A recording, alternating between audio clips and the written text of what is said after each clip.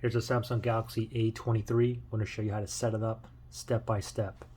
After the setup is done with this video, then you can go ahead and insert your SIM card, or if you want to know how to insert your SIM card, you can look in the description below after you complete this setup. Okay, so first thing is when you power up your phone, you want to go ahead and select your language. We can click on this down arrow here, and for myself, I'm going to go with English in the US, United States, right there. I'm going to tap on OK right there, and I'm going to click on Start.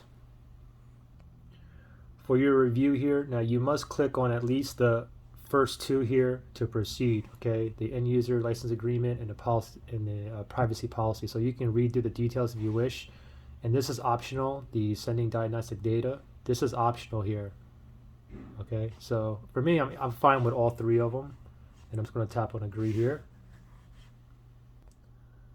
Permissions for Samsung apps and services, you can look through these. You can see they toggle all of these on. For me, I'm good with all of these toggled on, and for myself, I'm going to tap on Agree. I'm going to go ahead and choose my Wi-Fi network so I can go ahead and get that latest update. If you're not with the Wi-Fi network right now, I mean, you can always skip and do this later as well. Okay, but I'm going to do mine now. So there's my Wi-Fi. Let me enter my password now. After you put in your password, tap on Connect. And it says connected right there. Checking for updates. This may take a few minutes.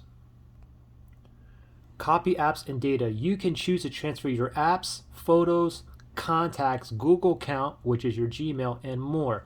So if you have another device that you want to transfer to this phone here, you can tap on next. Okay, and if you have like an old Android phone, another Android phone, even an Android tablet, an iPhone, or even an iPad. Okay, but for myself, I'm going to go back here.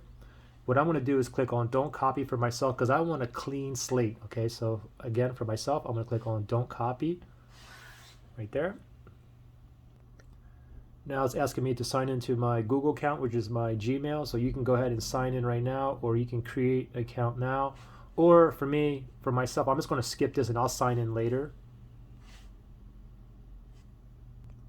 Google services, now these are all optional. Okay, use location, allow scanning, and so on, send usage and diagnostic data. So this is a preference. This is up to you. You can toggle it on or off. I'm fine with all of them toggled on. I'm going to tap on accept down here.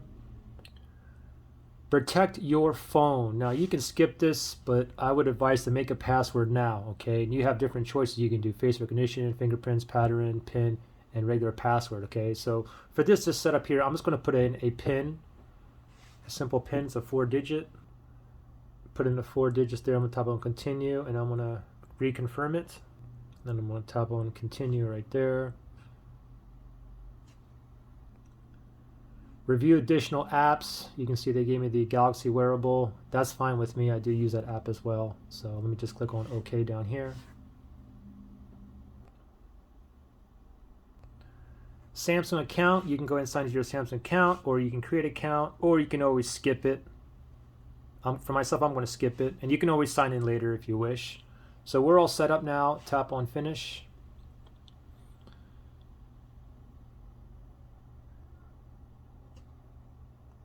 Just give it a second here.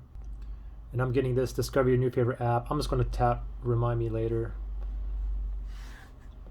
And now we are in business, and there you go. So it should be up and running. Now if you want to know how to insert the SIM card, look in the description below because that's the next video I'm going to make right now.